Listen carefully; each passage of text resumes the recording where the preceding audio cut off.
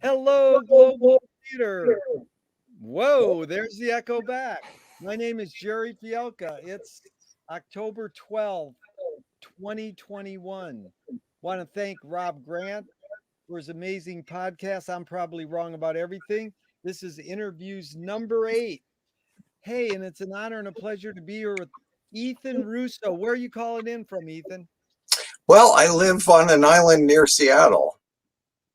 Well, how cool is that? So, Rather, yeah. So the first question, Ethan, is what's the best thing for a human being? best thing for a human being is to have their desired level of companionship. Oh, dude, you started off. There's no right or wrong answers to any of these questions, but that's the right answer. Thank you. Um, what's your favorite form of information? How it comes into you? Well, I used to be a TV guy, but I spend a lot of time online now. And to me, that's just a communication tool and a tool for learning. So I've really taken to it in a big way. It's a great tool. It's well done. Why do you think humans collect or gather information? I think it is probably the thing that sets us apart from the rest of the animal kingdom. It's just a quest for a better life in one form or another. I like that. You sort of answered it with that, but I'm going to ask it anyways. Is this need or want to collect or gather information more innate or more invented by humans? Oh, it has to be innate. Yeah. You know, we're called Homo sapiens for a reason, the sapiens part being wisdom. So I think it is the mission of humans to seek greater wisdom. If not, it should be. And we certainly have a lot of people that are failing in that category at the present time, if I may be critical. You may be critical. So, Ethan, do thoughts create emotion? They sure can, and that can be either positive or negative depending on the direction of things. So yeah, you know, it's certainly a good reason to have the power of positive thinking at your command. Dude, we were raised probably the same era pretty much. That's why I was raised with the power of positive thinking. That's good. Is thinking more innate or more invented? Well, it could be either. But when somebody sits down to try and be creative, that's a hard thing. I don't know about for other people, but my inspiration comes to me at odd times. Middle of the night, lying in bed, swimming laps in the pool. I've got this thing with water, and some of my best ideas have come that way. I happen to have written one novel way back when. The whole plot line was developed while I was swimming. Oh, that is great. What's the genre of the novel? What? Uh, it was unusual. Probably you're one of the only ethnobotanical science fiction novels. Wow, I like that. Sci-fi. I knew it would probably be sci-fi, but ethnobotanical is really great addition. So fill in the blank, Ethan. I don't know what I think until I I guess do it, but I'm not sure I subscribe to that philosophy. well, first of all, that's what we're all about here is guessing, hunch, intuition, impulse is good. But you're almost pulling a Groucho Marxist move on me saying I'd never be a member of a club that would have me as a member. Sure. Well, it's interesting because I sort of got it. McLuhan says, I don't know what I think until I say it. Joan Didion says, I don't know what I think until I write it. Hmm. So yours is more proactive. I don't know what I think until I do it. Hmm. Yeah. Perhaps. Yeah. I like perhaps. Can humans think without language? It's never worked for me. My internal dialogue is based on language.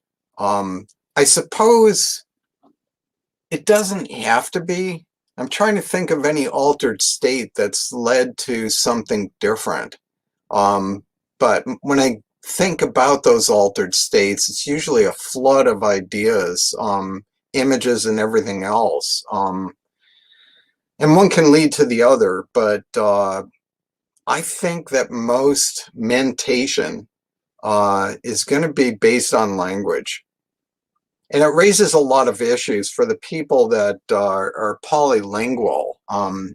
I think that people who really have a propensity that way are clearly wired differently than others that don't.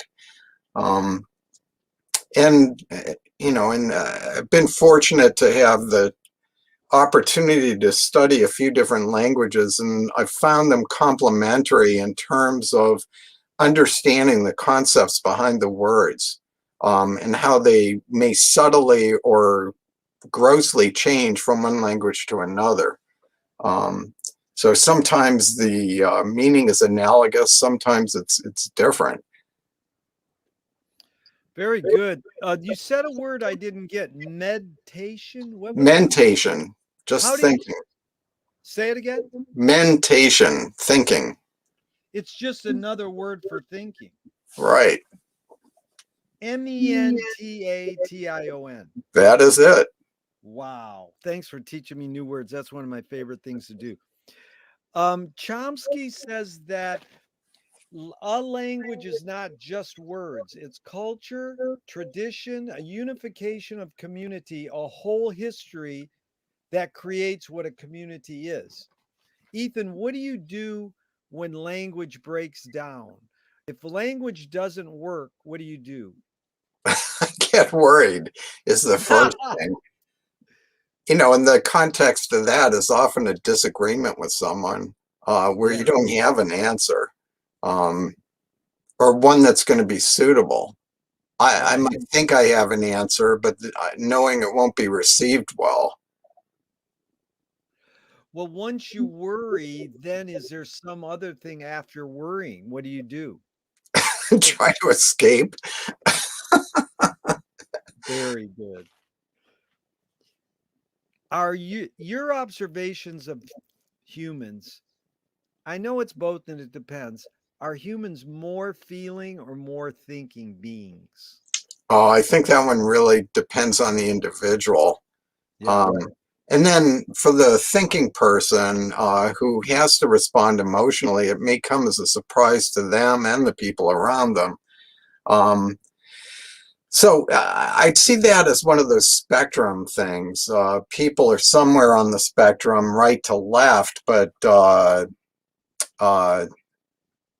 a proper approach to life requires flexibility, and different contexts require different responses on that spectrum.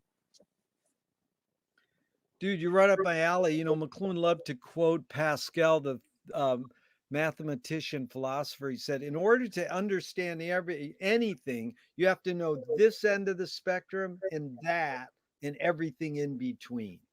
Sure. Big Yeah, I'd subscribe to that. And it brings to mind something that the late Lester Grinspoon told me. I was in the audience, so goes clear back to 1998. Um, he said when he had a thorny problem to consider, he thought about it straight, he thought about it stoned, and usually one or the other or both gave him the answer. So perspective is really important. um, I think people that do well interpersonally have a talent at seeing things through other people's eyes. Um, so that's a good quality to try to acquire or develop. Well put. It's like pattern recognition leads to comprehensive awareness, the big picture. Sure. Now, this is broken down for me when we're getting into political discussions in the current environment because I plain don't understand, nor do I want to. Yeah. No, I understand what you're saying. Um, Turing asked two questions in 1950. Here's the first one. Is thinking a function of the soul? Hmm. I think it influences it, but then we're getting to the whole philosophical area of how the soul manifests in the person who is living. Most people think of the soul as the residual after your demise. Um, uh, Boy, definition of soul in the living. A tough one. It's a tough one. Yeah, no, I wasn't asking you to define the soul, but it's very interesting how you approach that because often I just added this question a few months ago and people go, it depends on what you mean by the soul, you know, because it is one of these words that, well, like T.S. Eliot said, when I talk to you, I got to use words, but they don't always work. We want to agree, or better is Lily Tomlin. Reality is just a collective hunch. We want to think we know what words mean, but indeed they can mean more than they can evoke more than their meaning. Sure. The second Turing question is, can machines think? Uh, Not in the sense that we understand it as humans. They can compute. That's a little bit different at this point, and I don't think artificial intelligence is quite there yet. They can go through a mechanistic exercise that simulates thinking. But until we've got a genuinely creative computer, I'd say it's not quite there yet. Do I think it's attainable? Yeah, sure. Um, but then the real fun will begin, or things will get really bad, and that generates a whole bunch of plot lines for science fiction movies. Really well done, man. Ethan, you really get this. This is fun. Do you more pursue happiness or more pursue meaning? Probably more meaning. Pursuing happiness is very difficult, I think, and really evanescent. You know, uh, to me, happiness is something that is great when it happens, usually isn't persistent. To be savored and when available. Exactly. Does the brain more detect consciousness or create consciousness? Like is consciousness there bubbling away and we're detecting it, or are we actually creating it? I think detecting. Yeah. What's faster, speed of light or speed of thought? Speed of light. Wow. You can't dismantle the master's house using the master's tools. That's Audre Lorde, the poet. Another poet dancer, Yvonne Rainer, responded, you can if you expose the tools. What new tool do you suggest? For dismantling the house? If you want to apply, it's a good question because all my questions are we want you to put them into the context you want. So I'll open up the question with cute quotes sometimes. If you want to apply that quote, that's fine. But what new tool do you suggest to dismantle the master's house? But if you just want to suggest a new tool in general, that's fine too. Well, again, I don't know how new it is, but the internet is a tool of great power and potential. Again, both positive and negative, as we've seen. Um, but beyond that, no, I think that's the tool du jour. The tool du jour. You brought up altered states. I'm just curious. I'm going to throw a zinger that's not on my script. Um, Basically, Albert Hoffman kind of invented LSD. Then the CIA sort of hijacked it and invented MK Ultra, and then hippies took LSD and invented the internet so that we can figure out what the CIA did by spreading LSD to the counterculture. Any comments on that sort of through line? Well, it's absolutely accurate. Fortunately, for me, I've lived long enough to see things come full circle and an increasing recognition of the therapeutic benefits of those kinds of drugs. Um, this is something I've known about and been interested in for 50 years. Um, I think good things are coming in this regard, and I hope it doesn't get hijacked again. Right. And that's interesting because would you say Albert Hoffman's motive was what? He was trying to make better drugs for Sandoz, but uh, I have to give this great man incredible credit for opening his own mind to the possibilities. Because he ultimately didn't just make chemicals. He sought out and tried to understand higher consciousness and how it could be harnessed for good. One of my most prized possessions was a handwritten letter, I'm sorry, a typed letter from Albert Hoffman some years ago, endorsing some of the ideas I had advanced in my communication with him. How nice. I'm honored to be talking with you. What an amazing man. But you didn't get to meet him in person? No, unfortunately. Yeah. I think I was sort of invited to his 100th birthday, but it just didn't happen. Um, Did he die a happy man, do you think? Trying to think of what I knew at the time. Um, my memory is that according to people who were close to him, that the answer would be yes. Yeah.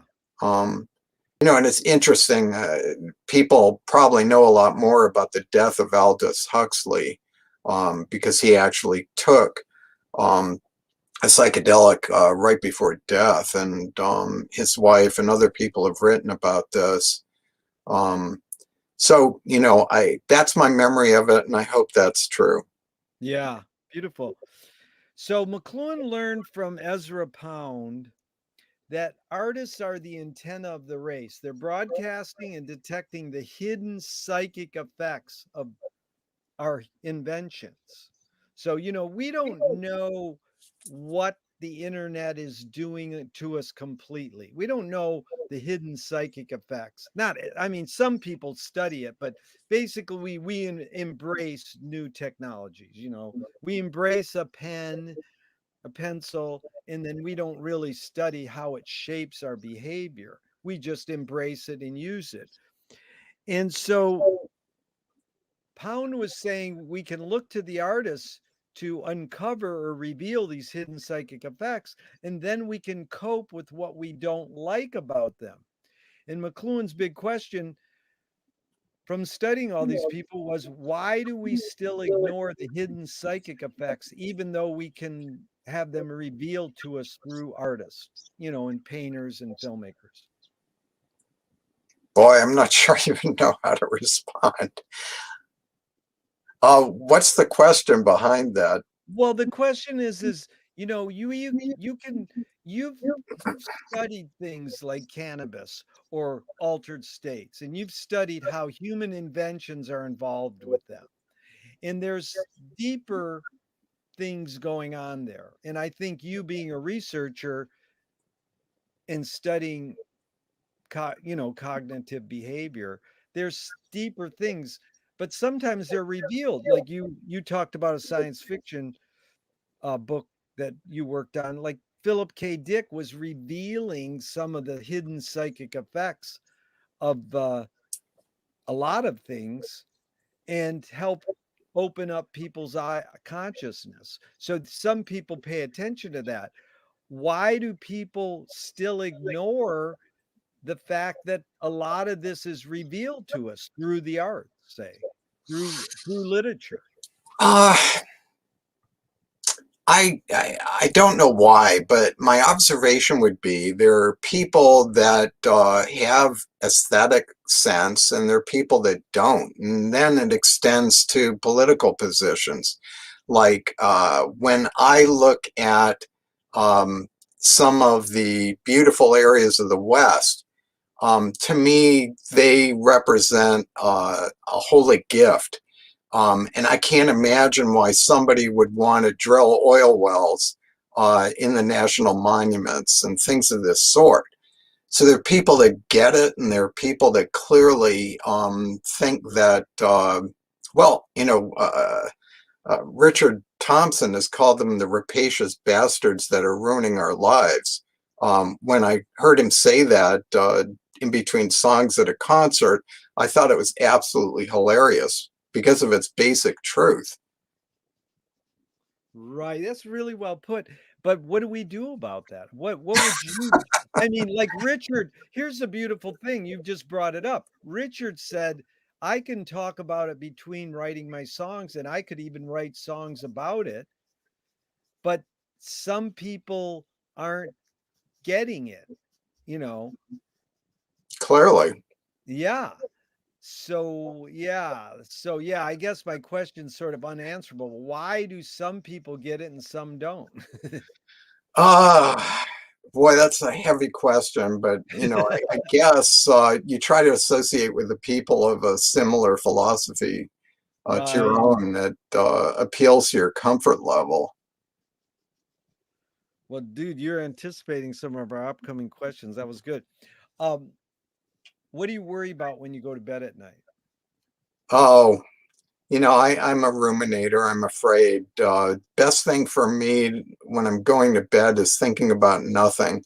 Otherwise, it's likely to be what do I got to do or what didn't I do or and that's a problem. That can lead to staring at the ceiling for a long time. Wow. Well, what's your hint? How do you accomplish worrying about nothing? Is there any hints? Uh, yeah, I think breathing is my technique. You know, and I can't claim to be really good at it either, but that's what I do when that situation arises. And Ethan, by breathing, you mean conscious breathing or just Sure. automatic pilot? Yeah, conscious breathing. Wow. Did you ever pursue yoga? Oh yeah, I mean, I started doing hatha yoga circa 1970. Yeah. Um, happened to coincide with a lot of other changes in my life that we could go into detail about. Well, Um, we'll probably touch on those. Are you more afraid of new ideas or more afraid of old ideas? oh, I'm really afraid of old ideas that persist despite them being demonstrated to be counterproductive. Yeah. Ethan, can you conjure up your earliest memory ever or one of them? Whew. Um, I remember the first day of camp at age 4 on scattered other things from camp. I remember a lot about vacation with another family to see the fall leaves in New England. That was probably age 5. It coincided with the launch of Sputnik. Um, earlier than that, it's tough. Oh, Yeah, that's I good. mean, So age 5, what year were you born? 52. 52. We're pretty close. I was born in 53. Can, is memory more a curse or more a blessing? Depends on how you apply it. Yeah. Please tell me an early role model, someone who had an impact on you in your immediate family and then outside your immediate family, some sort of like role model-ish kind of thing. And what specifically was that impact? Just briefly. Well, I'd have to name my father, and the trait would be workaholism, and I got Wow. it whether I wanted it or not. No, that's good. And then yeah, I love it because I've studied the work ethic And about the third paragraph on Wikipedia, it says basically, this could be a scam by consumer culture. But what did your dad do? What was his He was a veterinarian, and his dedication was such that 10 days before he died at age 93, he was still trying to work in the veterinary office. I'm not going to say he was really successful, but he was trying. Wow, that is beautiful. Okay, outside your immediate family, someone who had an impact on you, what was it? Uh, Gee, it was a string of mentors and teachers. And it was just, again, I'd put it in general terms, and it was something along the lines of the beauty of learning.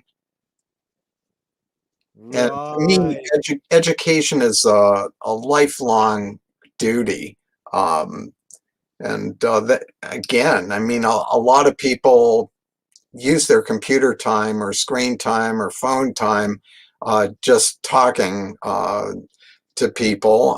I sure do that, but to me, it's how does this work? What do I need to know about this? So again, it's to me, it's a tool to learn more. And it can be the mundane. What kind of tool do we need for the garden? Or it can be, you know, what's this place all about? And what do you see there? Um, Well put. Now, do you think this curiosity and urge to learn is more the DNA your parents gave you or more on your own? I think most things are genetic ultimately, No. but um, that raises a lot of questions. You look at siblings and how different they can be. Um, it really makes you wonder how things combine. But we're all a jumble of our ancestors' DNA, so there's going to be a lot of diversity in how things come out. Really well put. Did your parents raise you a particular religion? Yeah, Judaism. And did you ever check out? Yeah, I was in and out. There were times when I was really into it and times I clearly wasn't.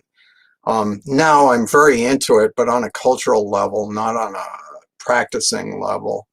Um, but Judaism's different because it's a cultural slash um, uh, genetic, it's not just a conceptual thing. Um, No, I got you. Do you pray? yeah, but not extensively. Um, and I would have to add that yes, I do. However, I'm not an atheist. I guess I'd be in the category of agnostic. People hate that term because it shows a lack of commitment in their minds. Um, you know, I believe in forces of nature, and people have reduced this to the concept of a god, and I'm not sure that that works. To be quite honest, I'm very suspicious of people who think they know the essence of godhood. Um, and I'm a real critic of Orthodox religions. I think, to be provocative, I think they've been extremely harmful and the source of a great deal of conflict throughout human history. Yes, that indeed is true. Do evil people exist or does evil use people as a vehicle? Well, it personifies evil. So no, I don't agree with that. Yeah. If God does exist, what would you like God to tell you after you die? That it was worth the effort. Very good. This question is basically how do you advise someone to deal with an enemy? And again, I'm going to set this one up with a few modern thinkers' thoughts. Alan Watts says, if you acknowledge your enemy, you empower them. Coppola stole from the mob and the samurais, keep your friends close and your enemies closer. JFK said, forgive your enemy, but don't forget their name. And Fellini says, I need an enemy. So the basic question is, how do you advise someone to deal with an enemy? But first, what would you say to Alan Watts's? If you acknowledge your enemy, you empower them. Uh, well, I think that works in many instances. The problem is often enemies are unavoidable. So to me, it's better to engage at a level that allows you to keep emotional distance so that you don't get engulfed with that energy. Um, yeah, I fortunately I don't have a lot of enemies. They're people that I choose not to deal with, and occasionally that extends to saying I don't want to associate with this person. However, that doesn't work. I've had a situation.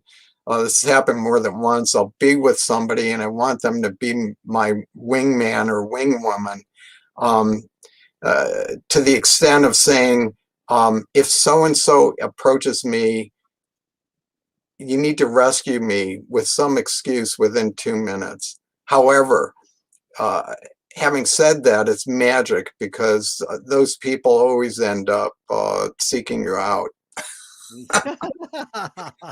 I mean, I've had this happen a million times. Wow.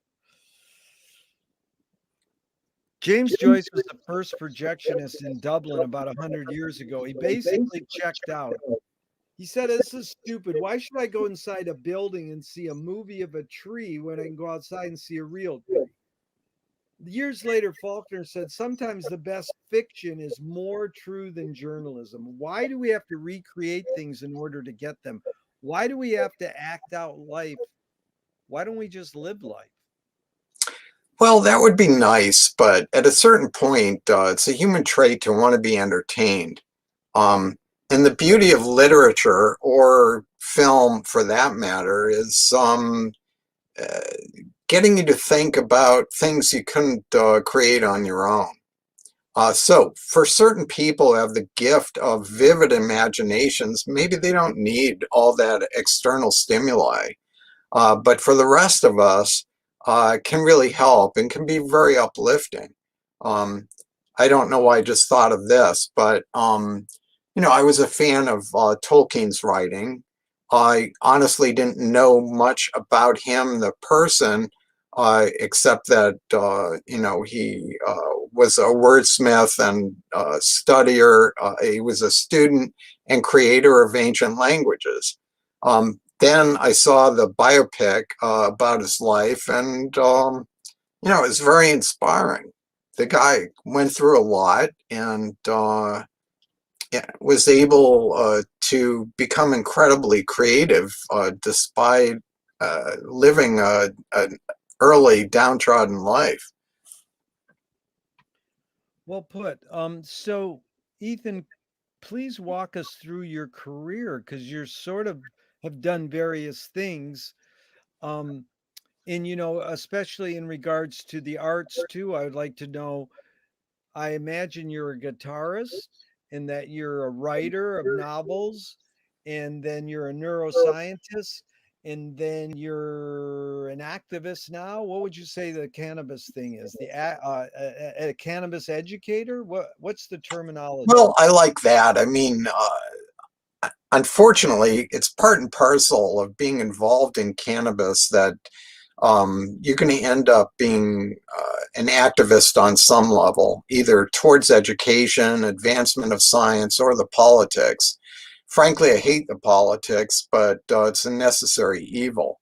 I've had, what I've said about that is that um, I started studying cannabis for my interest in research and advancing medical knowledge, but the government's refusal to let me do that research turned me into an activist.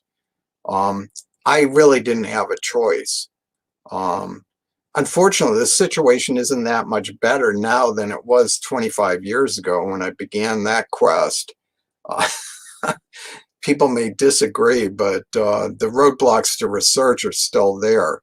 Now, for better or worse, the government's refusal to play ball with what I was trying to do just really kindled my adolescent rebellion side. And so it's their fault.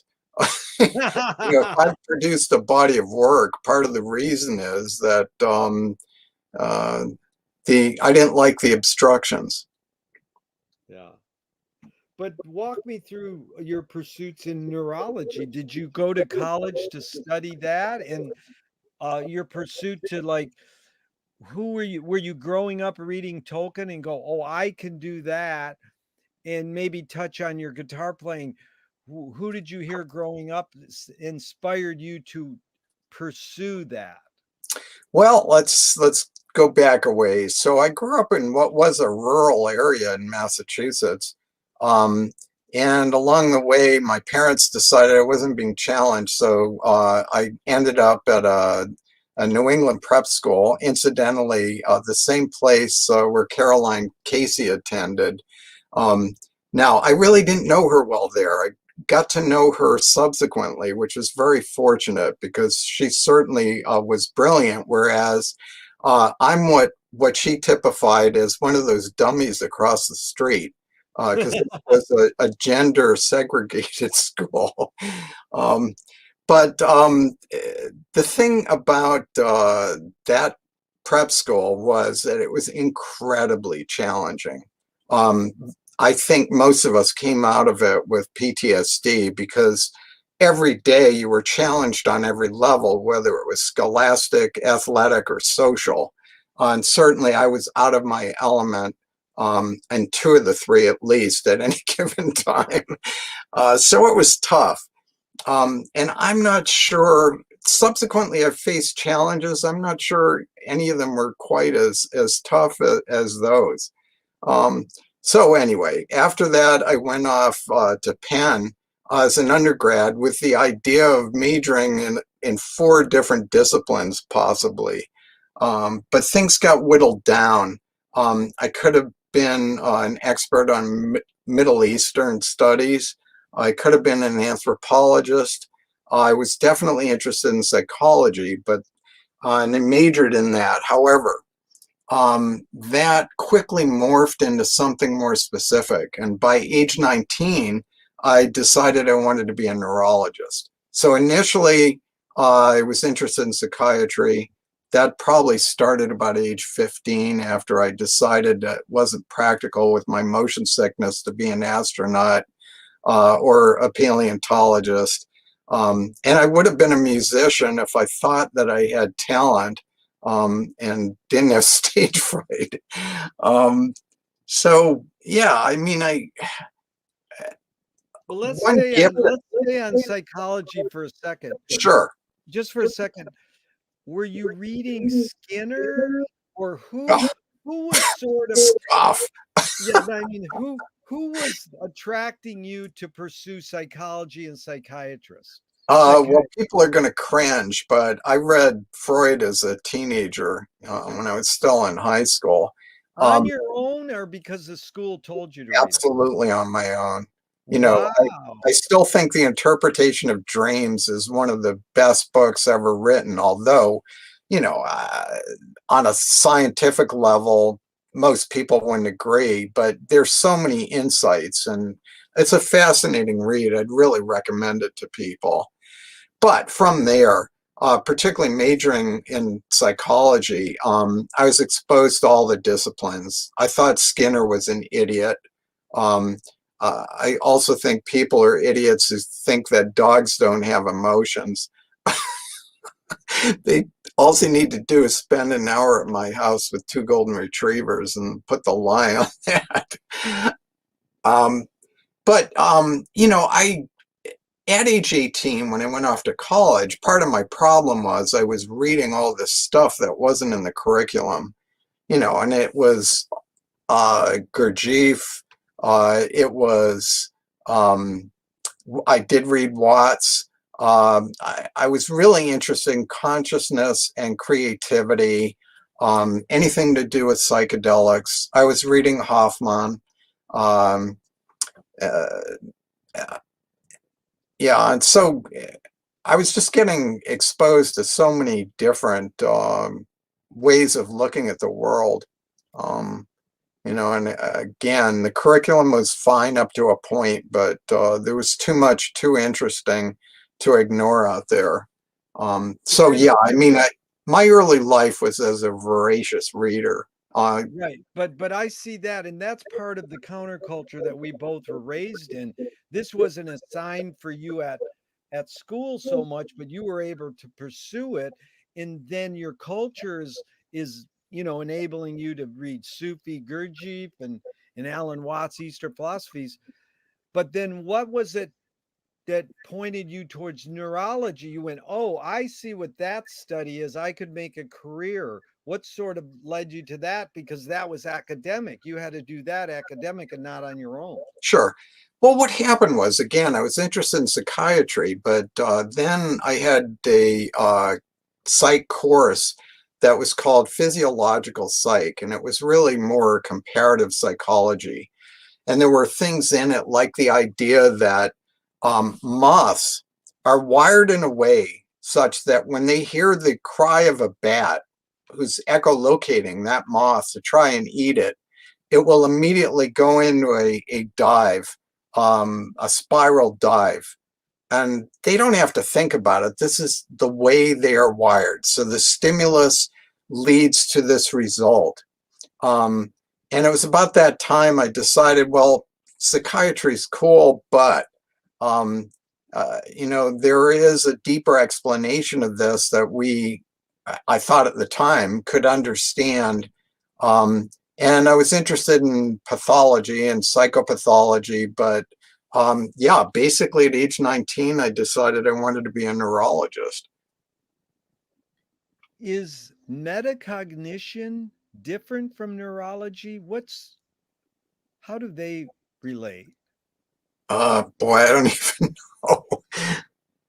Like thinking, I think of metacognition as thinking about thinking. Whew. Uh, So neurology to the normal person, what would you say is the study of? Diseases of the nervous system, but I that got it. includes the brain, spinal cord, peripheral nerves, and muscles. Yeah. And then tell us your musical. Are you getting turned on to the 60s music through your friends?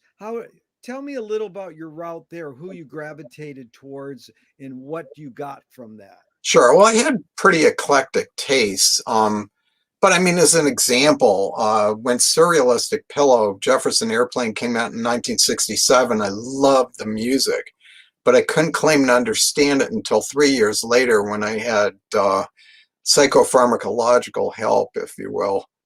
I like that. But yeah, I was exposed. My parents got a actual stereo in 1960. I was very much into folk movement, Kingston Trio, Joan Baez, you name it. Um, so there was always that. There's always been what people call folk music or singer-songwriter.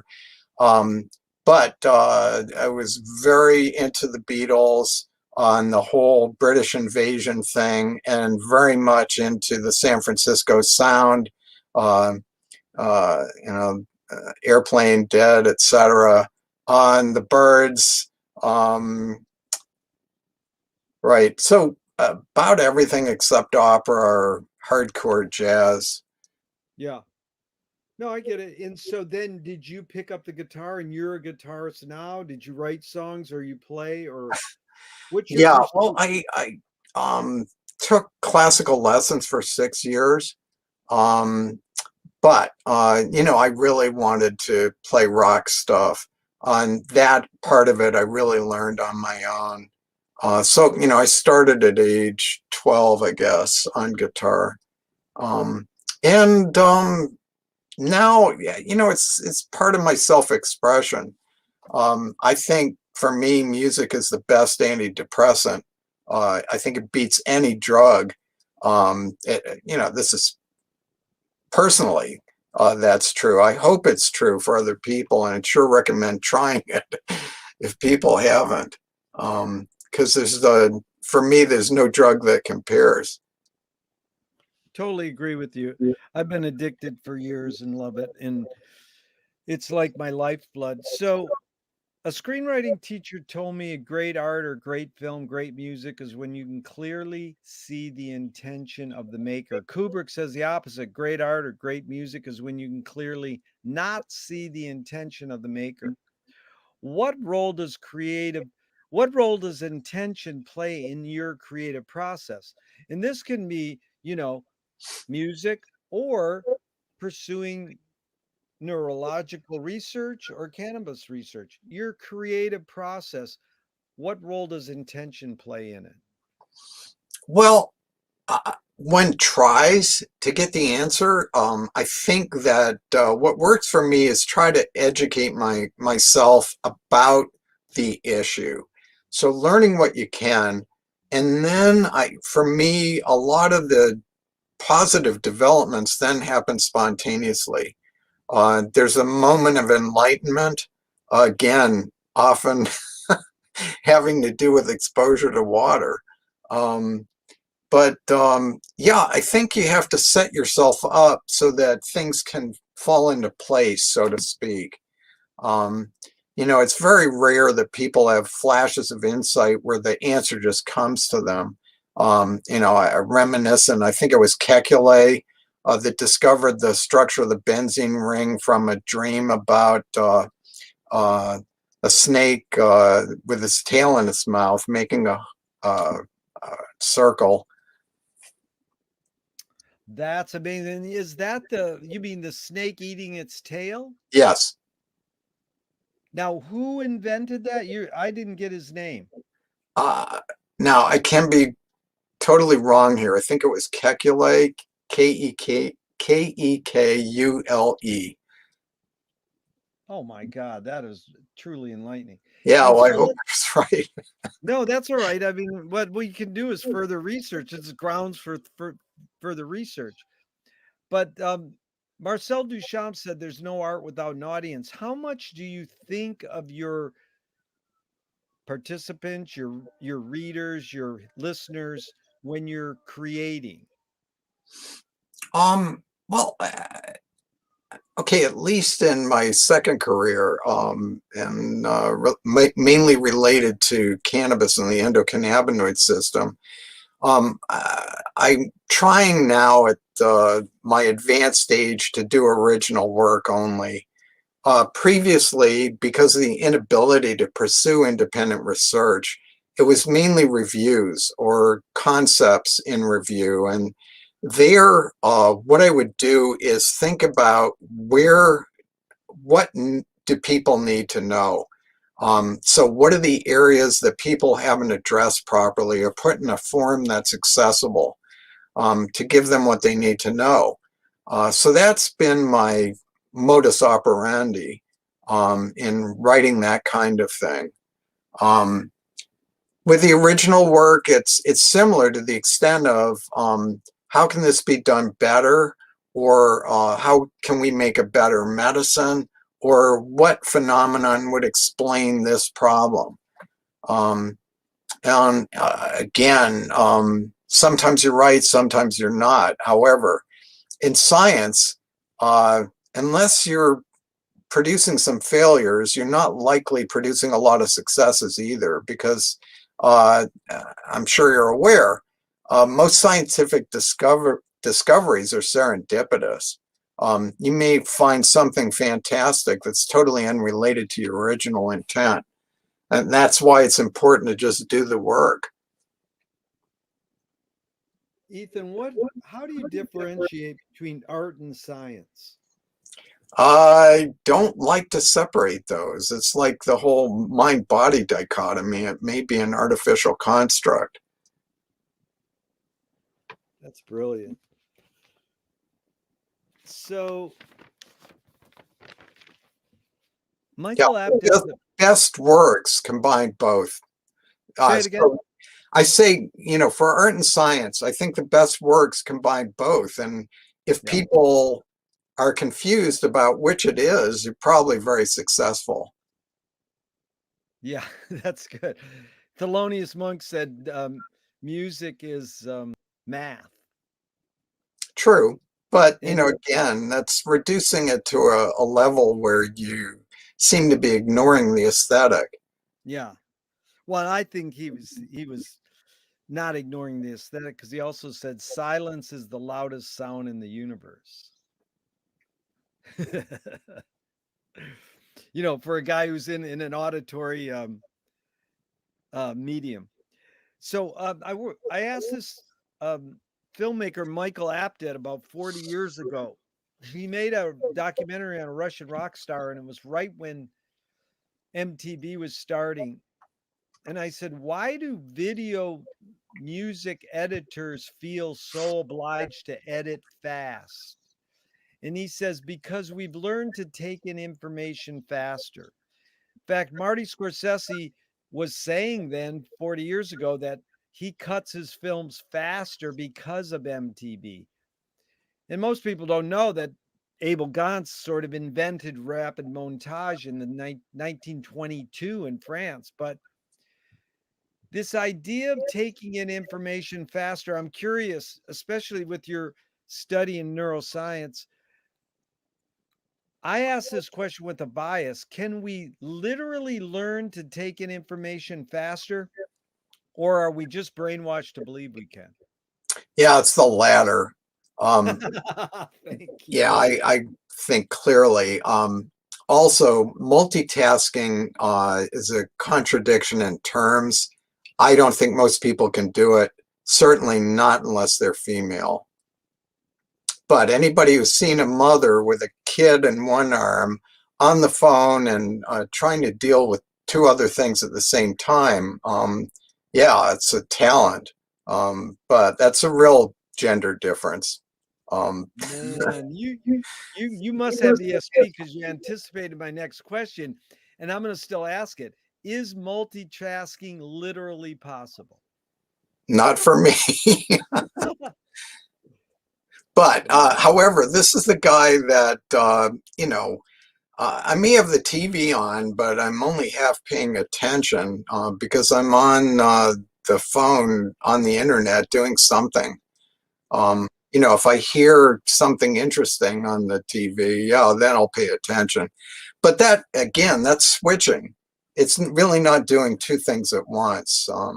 And again, that's just not practical. Well, it's now been studied. People's efficiency goes way down when they try to do that.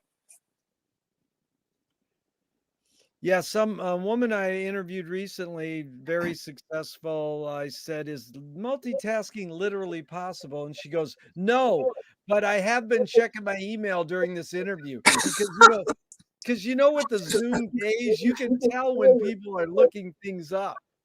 And it was so funny that she would literally lay her cards on the table and say that. Well, it's a nice admission. I haven't cheated. I could have looked up Kekulé to see if he was the one that had the dream about the snake.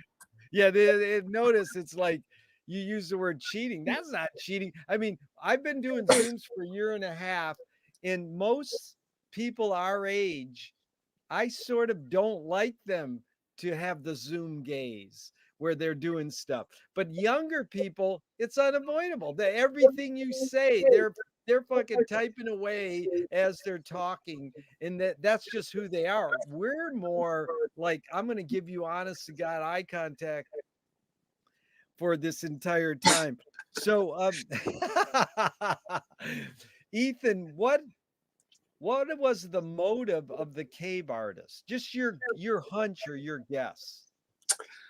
Whew, boy. Well, you have to look at the themes, and these are very iconic.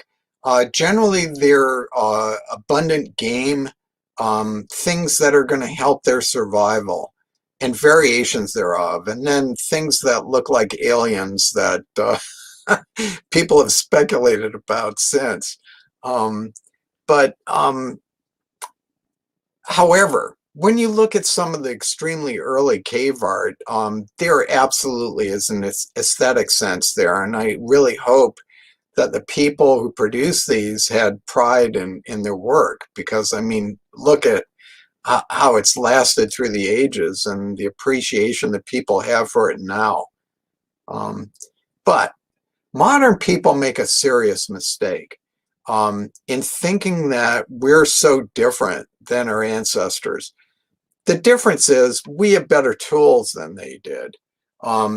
And the other mistake that people make, and this goes to nationalism, is thinking that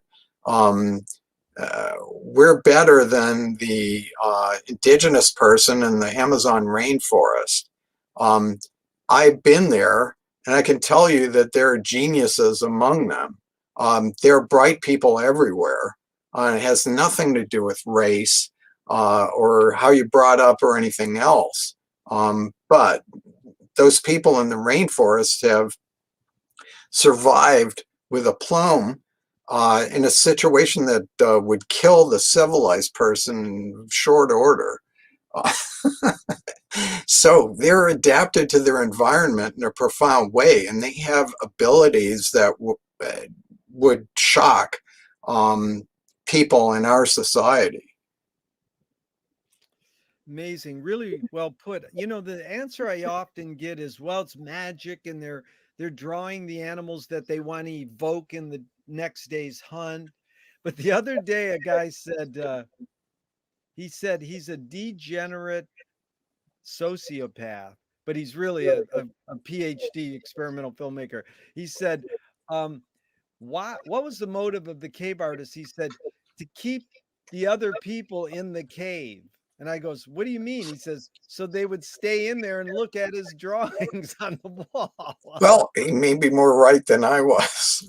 Well, it is, but it is interesting because you don't think that these people were drawing on the walls to keep people inside the cave, but it was just another thought. You know, we don't know the motive, and if the cave artists were here and we asked them and they could speak English, they're not necessarily going to tell you the motive. They're going to tell you what they think their motive is, or Well, yeah, again, I'd like to see a loftier ambition in it. That they had a drive towards aesthetic expression. yeah, Maybe it's that simple. It could have yeah. been practical. It could have been teaching the kids what a bison looks like. Be on the lookout for this one, because if you do, we'll eat well for a couple of weeks. Yeah, that was good. Do artists have a moral obligation? Oh boy, that's heavy. I mean, there are some that will think that way, and more power to them, but there are others that just do it. And if people like it, fine. But if they don't or can't understand it, it's no sweat off their proverbial back. So I think you're going to get a different answer from every individual. Yeah. Oh, it's been fun because I've just added that question recently in 40 years of asking all these questions. And a lot of people go, everybody has a moral obligation. And then you think Good luck. the artists who are most fucked up and like they make the art. See, my opinion is art, great art should fuck your shit up and make you go, I could do that, but it's a lot more than that. It's like people getting in front of a crowd that's going to watch their movie and they go, I hope you enjoy the show. It's like, don't tell me how to feel. What you should, and that's just social skills. It you should say is, I hope you have some feelings or some arousal of some sort from my creation. Who knows? But this, you brought up the word aesthetic, and I'm curious about music. My friend says the 3 T's: taste, theory, and technique involved in music. So technique, you can learn which notes to hit. Theory, you can know which chords you're playing. How does someone acquire taste? And is that the same as aesthetic? Like, what's aesthetic mean? Yeah, go ahead. Sure. So taste you can develop by exposure. Yeah. And so, for anybody interested in music, I think it's incumbent upon them to really give themselves like exposure to different genres. Um, and they're going to learn a lot that way. And um, probably the way forward is combining what they've learned in different ways, new instrumentation, new rhythms, whatever it is. Um, you know, But youth is aesthetic different than taste, or you're saying there's one in the same pretty much? uh, well, I think people can have an aesthetic sense, but bad taste. And again, taste is subjective, and it's obvious that what appeals to one person doesn't appeal to another, just like we have different taste in partners. Um, and, this is not something you can develop on your own. It's there or it's not. Um, who you find attractive, this kind of thing, and how that how that works. I think it's been studied, but it hasn't been explained, at least. Yeah, I'm always curious. John Waters, the film director, said he rooted for the Wicked Witch of the West watching Wizard of Oz. Hey, he grew up. He's a successful artist, and so, Ethan, what's more important, conviction or compromise? I'm going to weigh in on conviction, but there's obviously a place for both. Yeah, you've I've compromised too much in my life, is my feeling. really wow. You've accomplished a lot. Rate these three elements: luck, skill, and ambition. What would you place first, second, and third in your accomplishments? uh, One more time on the list. I got time to Yeah, think. luck, skill, and ambition.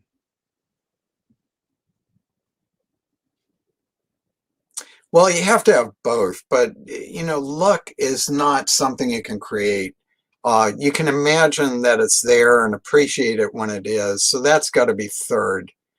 Um, Skill isn't enough. You have to have the ambition to put the skill into practice. So I guess it's ambition, skill, and luck. It's my order. Good. Thanks for answering that. T.S. Eliot said poetry is outing your inner dialogue. I appreciate you brought up that inner dialogue thought earlier. What language is your inner dialogue in? Well, usually English, but I'm really tickled when occasionally I'll dream in French or Spanish, especially since I'm a lot more fluent in my dreams. What what it was a little deeper question too is what form is your inner consciousness in? Uh, I wish I knew. Yeah, it's I guess you could answer in Freudian sense. Uh, okay, I mean, I can tell you that my superego has been overactive most of my life. Um, but part of that was due to environmental influences. I had a strict upbringing, um, and success was not lack of success was not an option. Um, I come from a very driven family, and for better or worse, it stuck. Very good. Yeah, that's good. I appreciate you talking. Um, a experimental hero of mine, George Manupelli, his mantra is ignore yourself. And Jonas Mekas, same thing, big player in experimental films, said there is no self-expression. Cecil Taylor, the great avant-garde jazz pianist, says, I'm just a vehicle and this stuff just comes through me. So is art making creative, being creative? I know it's both and it depends. Is it more self expression or more you're a vehicle for whatever culture or technology is dominant? It's going to vary, but I think it's mostly self-expression. Yeah. But that may be influenced by what the person has been exposed to throughout their life and training. Yeah. Can art making be egoless? I think for some people it could be, um, but and maybe that's an advantage, particularly for some artists in certain genres. Um, it really makes me think about, what was the inner dialogue like for Salvador Dali, because it sure came out and it manifests in unusual ways. Boy, you brought up one of my favorites. I'd never ask this question anymore, but if you could have any artist from any era do your portrait, who would you like? Well, it might be scary, but Dali would be near the top of the list. Great. Have you ever been to that museum in Florida? Not in Florida, but I've been to Figueres. Nice. There's a huge museum there. I'd highly recommend a Yeah. pilgrimage. Beautiful. Is perception reality? Um, Perception uh, is an interpretation of reality.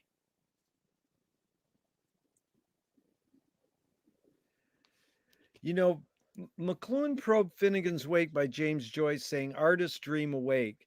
This sort of sounds elitist, but he says everybody has creative powers where they create these scenarios while they're sleeping. They dream. But artists also use those creative powers while they're awake, so they dream awake. How have dreams played a role in your creative process? Uh, well, sometimes I used to keep a dream journal, and I think I dreamt more then. I was certainly more aware. The problem with dreams is it's such evanescent memories. Eh, Understanding or having the ability to recall is something you have to spend time on. But to most people, it's just enigmatic, and we're talking about, dreaming can be thought of by some people as putting out the garbage of your mind. But I've had occasional insights. It's made me think of people that I might have known long ago. Um, but and I used to spend a lot of time trying to figure them out and what they meant, but I can't claim that it was eminently successful. But it's sure a great phenomenon, and we would all be much poorer without dreams. Boy, I agree. And Tim Leary's said that if you learn how to lucid dream when your body dies, your mind for that 6 or 7 minutes after, you could direct your path. Can you talk about that a little, especially in neuroscience? Sure. Neuroscientists in this idea of lucid dreaming, and is it true that the mind keeps working 6 minutes after the physical body dies? Very likely. The near-death experience, people have tried to analyze it, and it may well relate to release of small amounts of dimethyltryptamine in certain areas of the brain.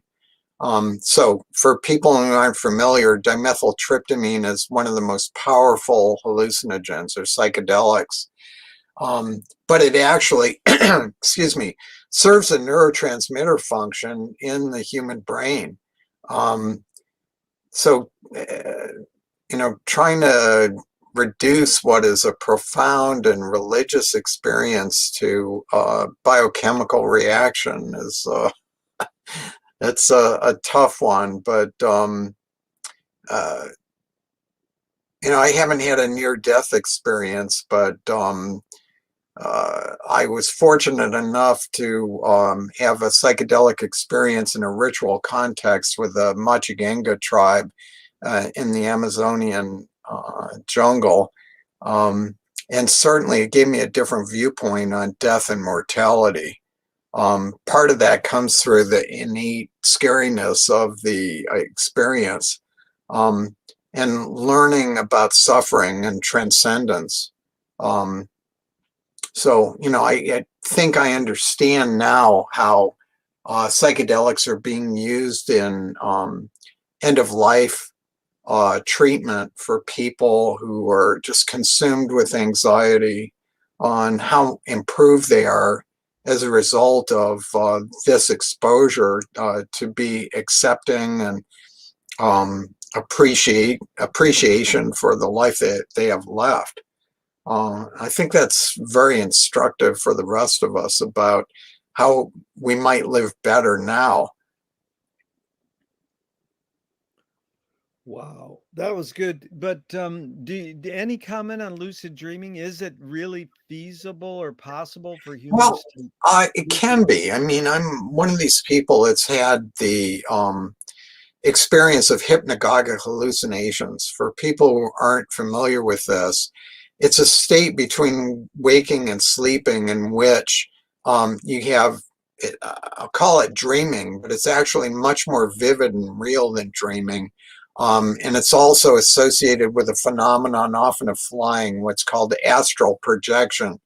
And this is akin to the things that Carlos Castaneda used to talk about in relation to use of peyote and other agents of that type.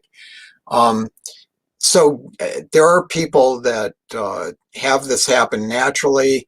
It is something that can be induced. Um, uh, so I think I would liken that to lucid dreaming. Some people can direct it in a way that they prefer. For others, they're just along for the ride.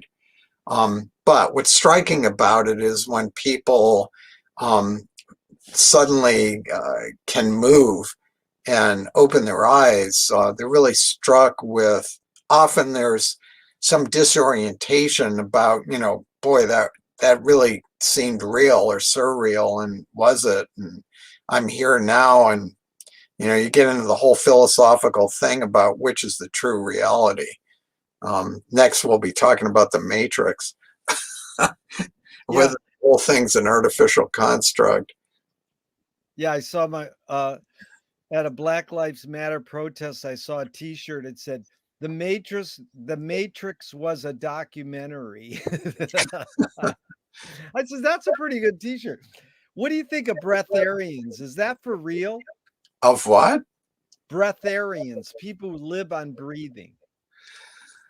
Hey, if it makes their life better, I guess I'm for it. Me too. Okay. Can you forget to die?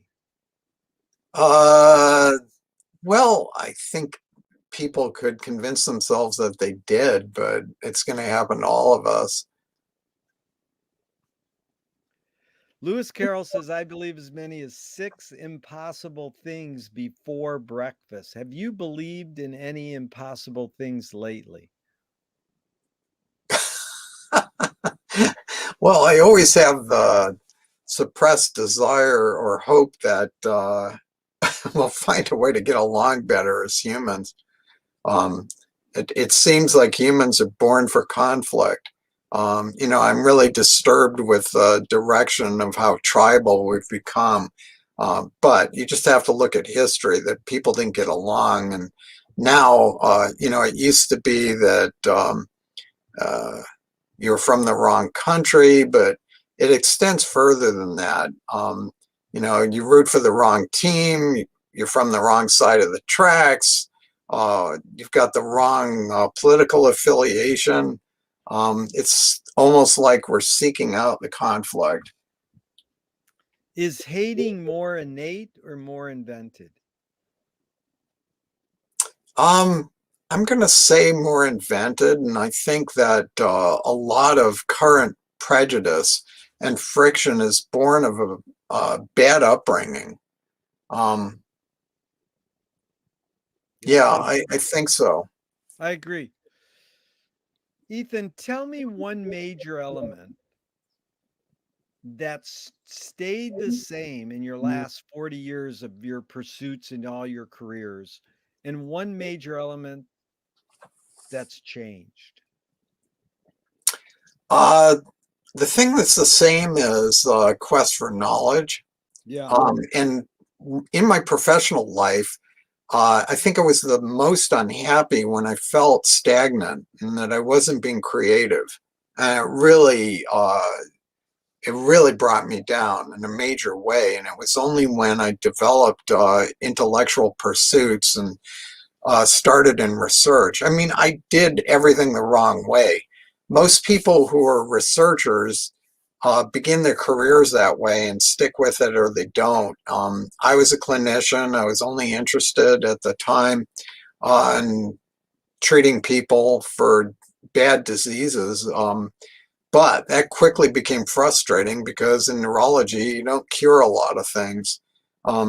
You can sometimes help people cope, but there aren't, there are very few cures or complete victories in that. And I became a lot happier when I was thinking of new ways to approach these problems.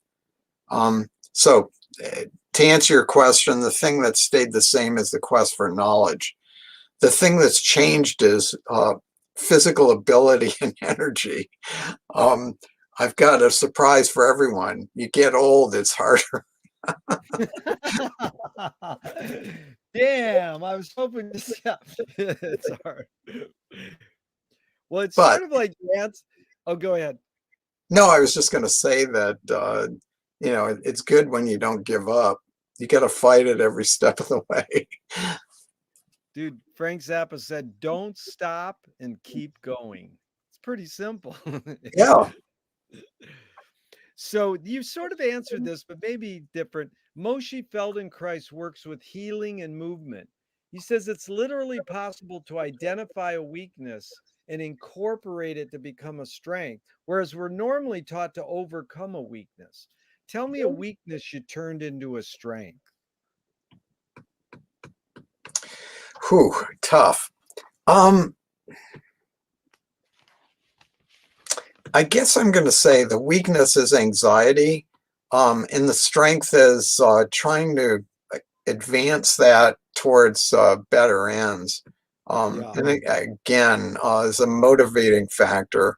It could lead one to being a control freak, but it also could lead to different ways of coping. Yeah. Uh, and that extends in so many areas: lifestyle, recreational pursuits, alternative medicine, whatever works. Do you believe in supplements that they work? Oh yeah, Yeah. I take enough. Me too. It's like, but you sort of answered this earlier. I want to ask it again, sort of, or I want to ask it is longevity like your dad lived till 93, my dad lived till 95. Was it more? I know it's both and you can't separate, but is it more DNA or more lifestyle choices? Uh, Both, but genetics probably it's preeminent. And my mother also lived to be 94. Yeah. Um, and neither one of them, you know, I'll just say when I think of what I ate as a kid, I'm amazed I'm still around. Yeah, neither one of them had a really healthy lifestyle. So, if they did that well, without a healthy lifestyle, I think that there's a lot of potential for things to be better. Because clearly I come from a line of long-lived people. Uh, Yeah, it's amazing because it's like macaroni and cheese and meatloaf and Hawaiian punch, and it's like, now I sort of won't touch that stuff, but it sure would be nice for my taste buds. There's some things that you still eat because you ate them as a kid and you're addicted to the taste. sure. Yeah. Yeah. How do you find peace of mind? Um, it's a tough one too. Again, probably music is the best. Playing or listening, or what do you favor? Playing, listening, or Uh, both and some combination. yeah. So, I'm currently in the midst of revisit. We have an extensive CD collection. I know that that's considered old hat, but no, I don't have an extensive MP3 library. Um, we have physical compact discs. But I revisited a lot of stuff that I hadn't heard in a long time, and it's great. It's like seeing an old friend Wow. after a long lapse. But yeah, playing really does it for me. Beautiful. Anger can be a productive emotion when fill in the blank. Uh, when on a rare occasion, I seriously, it would be when it leads to a more harmonious solution. Illusion, Illusion. No, when it solution. Oh, solution. Notice how I heard that. Harmonious illusion. Well, I guess I was not enunciating properly. No, no. I that's called auditory hallucination. One thing doing Zooms for a year and a half is I'm constantly asking people to restate their words because I can hear them differently. I have good hearing, but it's just like, you know, through the technology. Okay, so what's the most significant difference between women and men, physical aside? Um, well, it's a approach to the world. With women, it's a more interactive, emotional level, and with men, it's a more uh, purpose-driven kind of thing. I think sometimes the purpose is pursuit of women for men, but yeah, um, Why I do women live longer than men? uh, well, they're built to last. And I think a lot of it has to do with their better ability to avoid conflict or reduce conflict. And then I'm sure there's some explanation that has to do with the length of telomeres, a genetic explanation, but I couldn't tell you what that would purport to be. What's a telomere? Telomere are areas of the chromosome, and there's a correlation between how the long your telomeres are and what your projected longevity is. And you can have this tested, and I'm not sure that I didn't just endorse people getting their telomeres tested, but it's just another area of investigation. Got it. So, Utah Phillips says anarchy is making rules for yourself and not other people. Who's entitled to make the rules? Who should make the rules? Should or does? I mean, who Well, does is it's the people that, interesting because I've struggled with the wording, and I appreciate you asking me about the wording. I used to say who's entitled to make the rules, and someone said, "Well, you should say who should make the rules." So I'm wavering on that verb. Like yeah. who I could say who makes well, no, who makes the rules? It's evident. Like, but it's more so who do you think should be making the rules? Okay. Well, clearly the people that make the rules are those that grab for the power. Unfortunately, most of them are sociopaths. It's been amply demonstrated of late. Who should make the rules is things go better where people elevate their artists, musicians, poets. Václav Havel rather than Stalin. Beautiful. That is a great answer. That's like, yeah, there's a poem I used to post at our poetry center that, the poets should be the running the government. And we're lucky because our poetry center spawned that woman, Amanda, who did the poem Biden's inauguration, and she's Yeah, like, brilliant. I'm going to be a poet. I'm going to be the president, like the poet as president. Yeah, she was brilliant. What caused matriarchy? What caused it? Yeah. Well, unfortunately, it hasn't been pursued by most cultures, but where it has been is usually a better result, I think. In particular among Native Americans, whether it be North or South America. Um, yeah. If you were walking down the street today and you met yourself as a 12-year-old, what would you say to your 12-year-old self? I try to say, don't worry so much, and keep reading. Nice.